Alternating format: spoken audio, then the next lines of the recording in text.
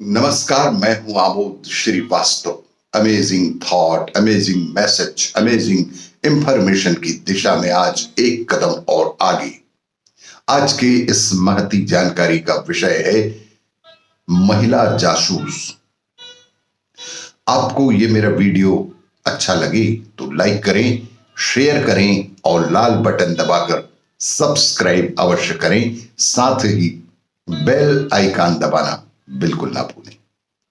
आज के इस जानकारी का विषय है कि महिला जासूस। बेखौफ भारतीय महिलाएं जो कामयाब रहीं खुफिया मिशन में, इनकी शौर्य गाथा को भुलाया नहीं जा सकता। ये भारतीय मूल की महिला जासूसों का योगदान बेहद अहम रहा है। जासूसी एक ऐसा काम है जिसमें इंसान को हथेली पर अपनी जान लेकर घूमना पड़ता है। एक शख्स को अपनी पहचान बदलकर देश के लिए अहम जानकारियां जुटानी पड़ती हैं। पकड़े जाने पर आपका अपना देश आपको पहचानने से भी इनकार कर सकता है और दुश्मन देश की बंदूक तो कनपटी पर होती ही है। जासूसी जैसे कार्य में महिलाएं कभी पीछे नहीं रहीं।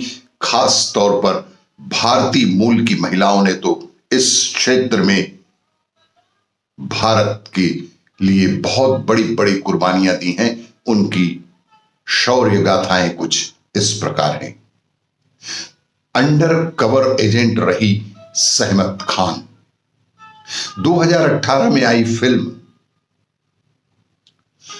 राजी मूल रूप से सहमत खान की जिंदगी पर ही आधारित एक फिल्म है।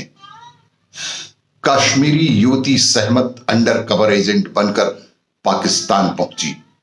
1971 के भारत पाकिस्तान युद्ध में उन्होंने अहम भूमिका निभाई।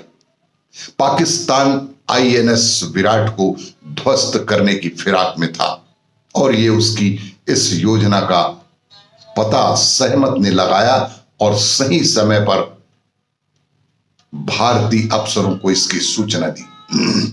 सहमत की वजह से भारतीय सैनिकों ने पाकिस्तानी रेंजर्स को चकमा दिया और युद्ध में एक बड़ी क्षति टल गई, जिसका श्रेय सहमत खान को ही जाता है।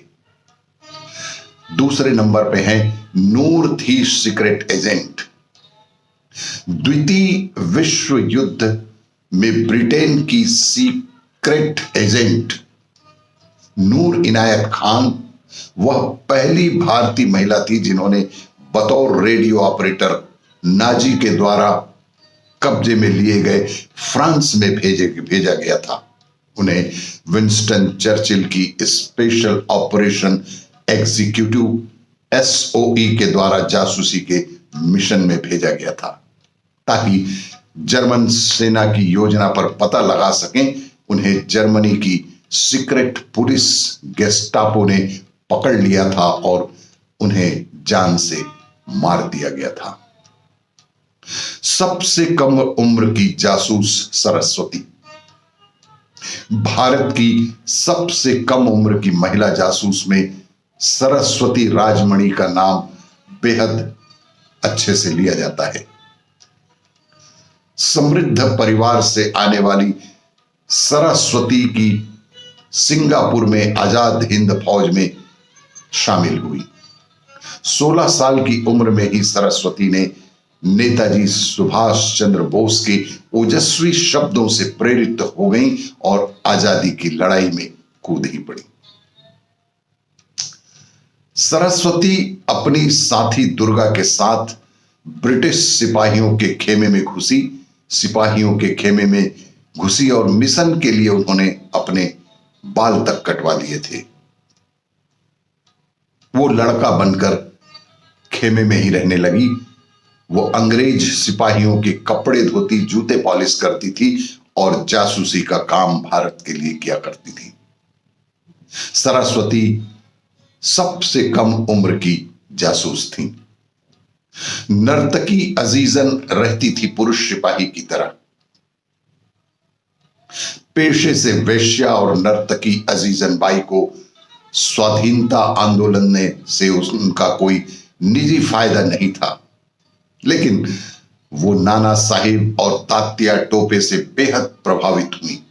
अजीजन बाई के यहां आने वाले अंग्रेजी सिपाहियों से वो अहम जानकारियां लेकर स्वतंत्रता सेनानियों तक पहुंचाने का काम बखूबी निभाया करती थी।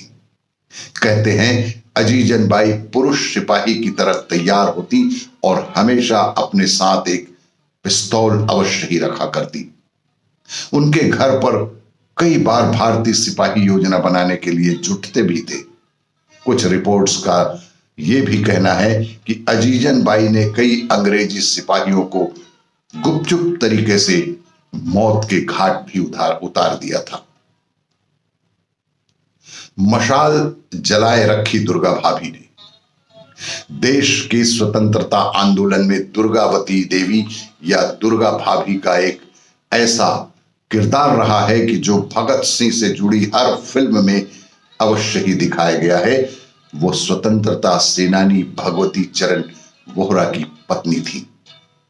बम के परीक्षण के दौरान भगवती बोहरा का निधन हो गया। दुर्गा ने इसके बाद अकेले ही आजादी की लड़ाई जारी रखी। वो अक्सर भगत सिंह और हिंदुस्तान सोशलिस्ट रिपब्लिक एसोसिएशन के अन्य साथियों की सहायता किया करती थी। अंग्रेजों को ठगने के लिए एक बार उन्होंने भगत सिंह की पत्नी का भी भेष रचा था। लगभग 500 पुलिस वाले भगत सिंह के पीछे और दुर्गा भाभी ने उन्हें भागने में सहायता की, एक अहम भूमिका निभाई। भारतीय मूल के ऐसी महिला जासूसों के योगदान को भुलाया नहीं जा सकता। आपको यह मेरा वीडियो अच्छा लगे तो लाइक करें, शेयर करें और सब्सक्राइब अवश्य करें। धन्यवाद।